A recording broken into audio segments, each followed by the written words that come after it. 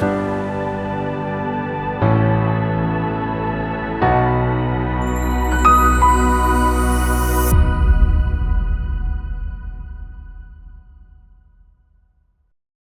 we'd like actually for the next hour and a half to really enjoy great speakers. We have also a panel toward the end of the session about the convergence between biotech, life science, and food. Actually, we don't think about it much, as when we think biotech, life science, usually the connotation is biomedical, but the food system is a great user of biotech and life science.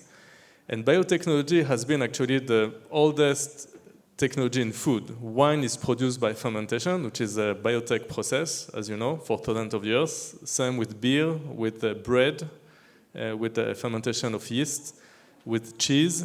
And actually in the last decades, we've seen an expansion of the applications of biotech in agriculture and food with genetically modified organisms. Today, most of the soy, of the corn grown in the US is genetically engineered, but also applications of the microbiome and the convergence between medicine and food as a medicine. We've seen a lot of applications of health and antibiotics, for instance, and antibiotic replacement in animal production. A lot of focus on soil health. And actually, what we'd like to expand a bit more this afternoon is the convergence between cell biology in general, and food. And we have actually great speakers which can share with you their views about how to expand existing technologies developed for biomedical applications into making food better. And the point here is not only that the food sector is a huge market. For instance, if we talk about cultivated meat, which is a topic which I'm dealing with, the market for animal proteins is a $1.8 trillion market. I think there aren't a lot of markets which are that large. And this huge market is ripe for disruption. The food system today is in a deep need of transformation, both from the sustainability front. Today, we lost 30% of our arable land in the last 50 years. Because of intensive agricultural practices, which we need to change with different systems for food production. The cattle production, livestock, is responsible for close to 15% of our greenhouse gases emitted every year. And we need to rethink the way we produce and consume animal products in order to make sure that we can mitigate climate change and get back into our planetary boundaries. So a lot of opportunities, huge market. Let's explore how biomedical-based biotechnology could be pivoted and directed toward food. I'm honored to invite our first speaker, Professor Shulamit Levenberg, who is director of the Stem Cell and Tissue Engineering Laboratory at the Technion's Faculty of Biomedical Engineering, and the director of the Technion Center for 3D Bioprinting at the Technion as well, and also one of the co-founders of Ale Farms. Shulamit, the floor is yours.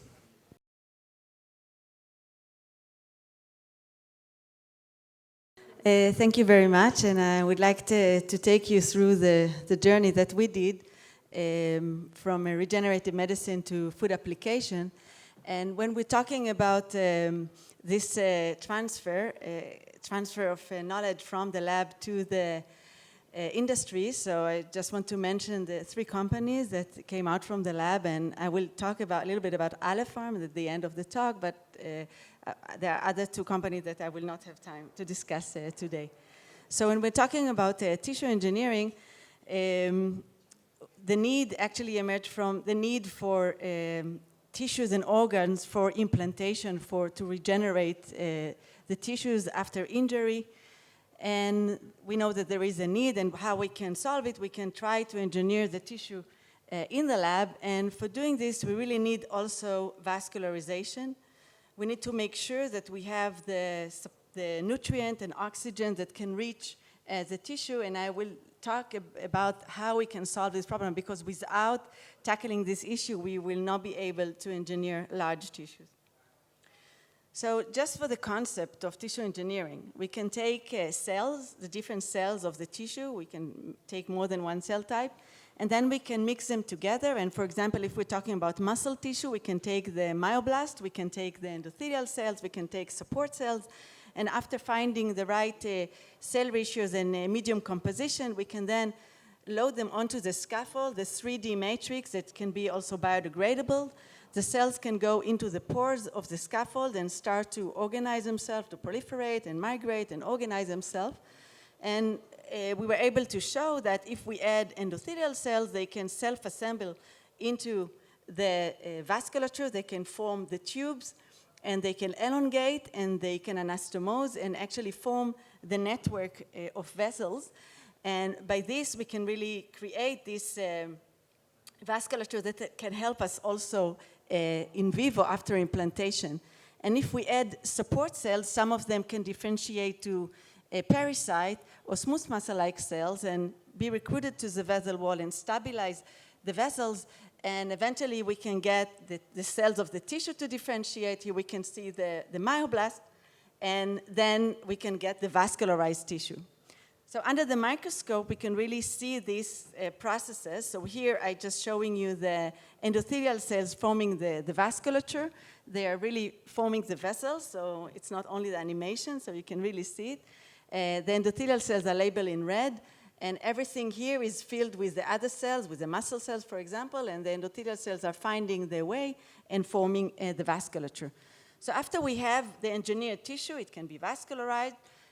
We can now use it for implantation, and this is just another example that we can take a muscle tissue and use it to replace a piece of the abdominal wall of the mice. And here's the engineered tissue. It can be pre-vascularized with all these green engineered vessels.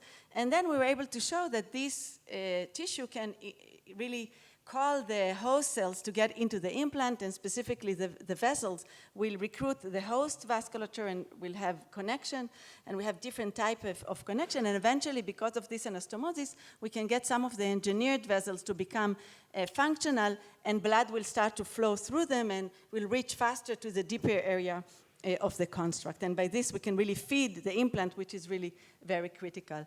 So just to show you that it's not only animation, so under the microscope, we can see the implant, we can see the engineered vessels, and we can also see the host vasculature that is now getting into the implant in blue. And in higher magnification, one can really see the connection between the engineered vessels and the host. And if we inject something into the blood to follow and see whether the engineered vessels are really perfused, so you can see here the red dye that is really reaching into the green engineered vessel, meaning that we really get connection and helping to vascularize the tissue. So during the years, we really used different models to show that this engineered tissue can be integrated. But in all of these models, we have to wait for the host to send the vessels in. And we said maybe we can now go one step further and really go develop a technique that will allow us to engineer a larger tissue construct. And by this, we thought we don't want to rely only on the self-assembly of the cells and formation of the capillaries. We also want to, is it also a microphone? I don't need this one, right? So we can have the small capillary structure, and also we can now maybe engineer the large vessels. And by this, we can connect them directly to the vasculature, and immediately after implantation, we'll get blood flowing into the implant. So the concept was now to engineer the large tube as well. Sorry, it's jumping in. The large tube, and around it to have the tissue, and the hypothesis was that we can induce sprout coming from the large tube and connect to this small capillary structure that we have. So the concept is to have the large vessel, and we have an inlet and an outlet, and then the blood can flow through the tube.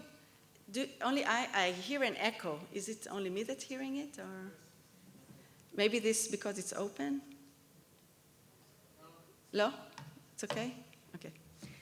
And then if we get the sprout coming from the large tube and connect to the small structure, eventually, if we perfuse through the large tube, it will reach everywhere in the tissue. So to create these more complex structures, we decided to use bioprinting, and we actually set up the bioprinting center at the Technion. And you can see one of the printer, it's a bioprinter, so the bio-ink can be a biomaterial, it can be also the different cell types that now we can print, and we can use different heads to print the different cells and to print the biomaterial, to print the scaffold as we really print the specific geometry that we want. And here I'm just showing an example of having a large vessel, so we can print it and print the cells and seed the cells as we print, and we can get the tissue of interest. So this is... מה? להתקרב אפילו, אני מתרחקת מרוב אקו. So we have the one printer, and here we can see another printer with the different heads. The printer, the robot arm can go and take the different head, and we can see also printing within the support bath to hold the structure as we print, so you can see more complex vascular tree that is here. So using the bioprinting, we decided to go and engineer this complex structure where we have the large tissue, and also we now print the tissue with one layer we have the tissue-specific cells, and we have here cardiomyocyte, and one layer we have the endothelial cells and the support cells, and by this we can get the small vessels and the large vessel together. And this is how it looks like. You can see the large vessel, we can seed it with endothelial cells, and we can have endothelial cells and the tissue-specific cells in the tissue around it. And now we wanted to see if we can really get a connection, if we can get sprout and connectivity. So we did a cross-section, and we followed, and we can see that we have sprout, and we can get connectivity. And this was really, really very exciting to see that now if we perfuse something through the large vessel, it will reach everywhere, and you can see microspheres here that are inside the small capillary structure. So now we have a tissue flap. It can be a large tissue because it's fully perfused, and we can implant it. So we implant it into the artery, and following this anastomosis, this is really microsurgery in rats, so it's not so easy. So right after removing the clamps, you can see that everything gets blood, and all the tissue is now fully perfused. So we really were able to engineer a large tissue which is really perfused, and this is in a cross-section.